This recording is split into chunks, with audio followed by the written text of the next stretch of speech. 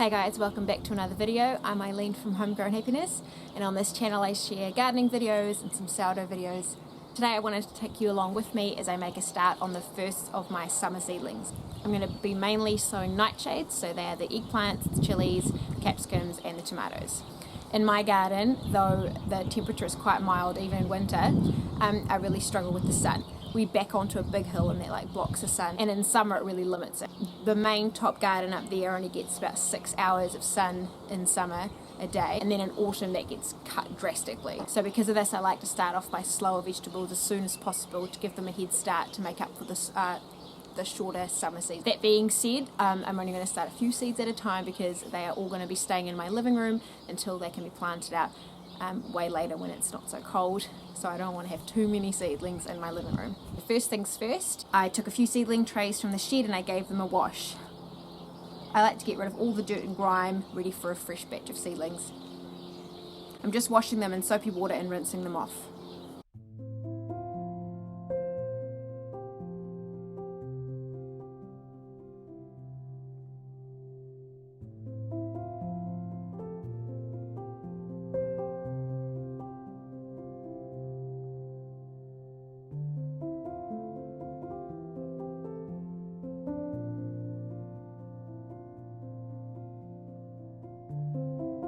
So my seedling station is in my kitchen / living area, right by some windows. And though my garden struggles with sun, this little area of the house does not, though it is cloudy at the time of filming.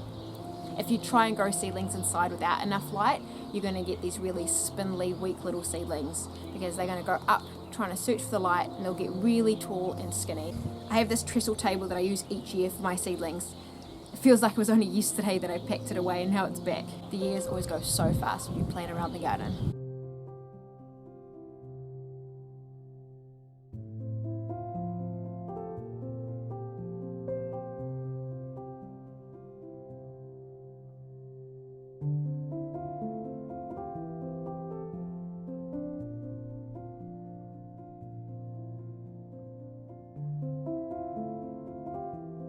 So I fill my seedling trays with a bagged organic seedling mix, and this is one of the few times that I prefer a packaged mix over a homemade one. So the biggest reason for this is that the packaged mix is clean and sterile, and because I'm going to be keeping them in my living room, I like that as opposed to my homemade seedling mix, which includes my homemade compost. There's always little bugs in that, and that's fine when I'm sowing seeds in trays outside, but for these ones I like to have a clean mix that doesn't come with lots of little friends. The bag mix is really good too, and it's got the right amount of drainage and a little bit of nutrients for the seedling as it grows. So the seeds themselves don't need food to grow. They only need water and then the right amount of heat to germinate. So I fill my trays with the mix and I pat it down and I water them well. I want all the water to seep through the mix and it'll press the mixture down, so you can top it up if the level gets too low, and then water it again.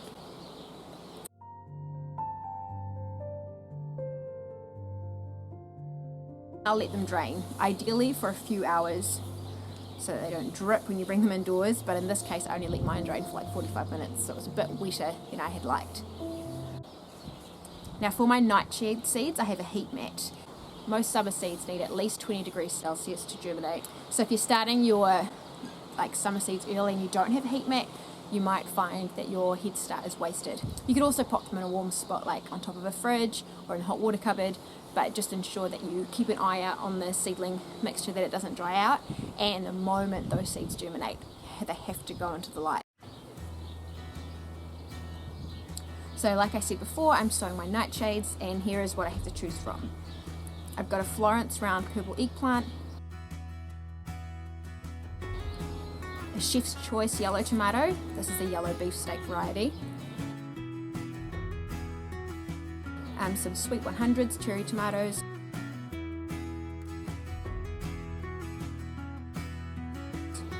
moneymaker tomatoes, Grossley's tomatoes,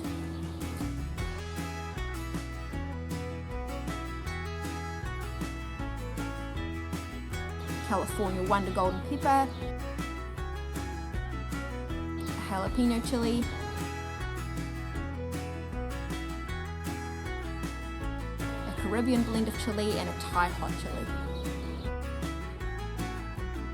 So I won't be sowing these all. In fact, I'm only going to be sowing one variety of tomato right now. Out of all those, tomatoes grow the fastest. So I want to stagger their sowing and just sow a few seeds every 2 weeks or so. This will A, avoid a glut and too many tomatoes ready at once, and B, tomatoes are really susceptible to diseases like powdery mildew. So if I need to remove one of the older diseased plants, I'll have plenty of younger plants still producing. The eggplant, capsicums and chili, on the other hand, that's a different story. They take quite a while, and in my garden, time is of the essence, and I need to get those all sown now if I want to be harvesting from them in the summer. So I'm starting with the Thai chili. They're just little seeds, so I just place them on top of the seed mix and I gently press them in so they're barely covered, just enough so that they don't dry out.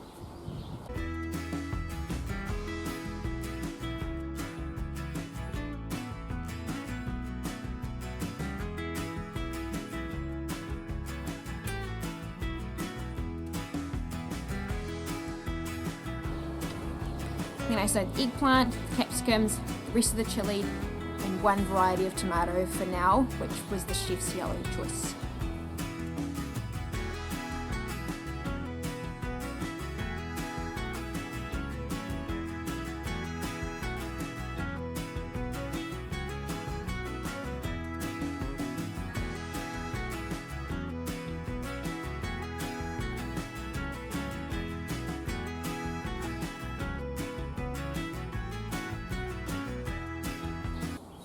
I also sowed some lettuce and peas to give some quick growing crops over the spring season while I wait for my summer crops.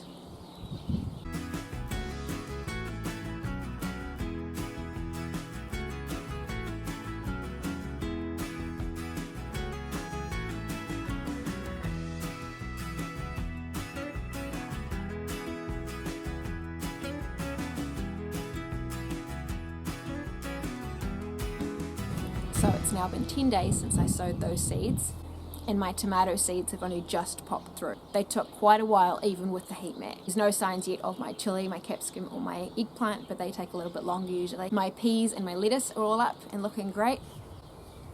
So each day I turn the seed trays so a different side is facing the sun.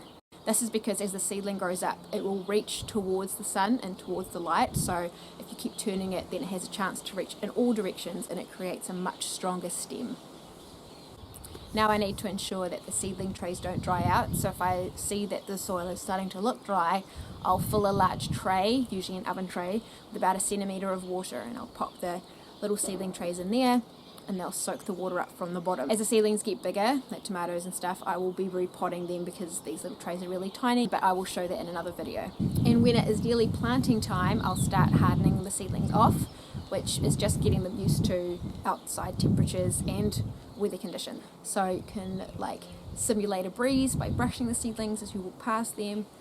I'm going to cut down on their watering, and I will put them outside for a few hours each day just to get them gradually used to outdoor temperatures. So for the nightshade seedlings, that's not going to happen for a very long time. I don't usually plant those out until about early November, but for my peas and my lettuce, they'll be going out in a couple of weeks.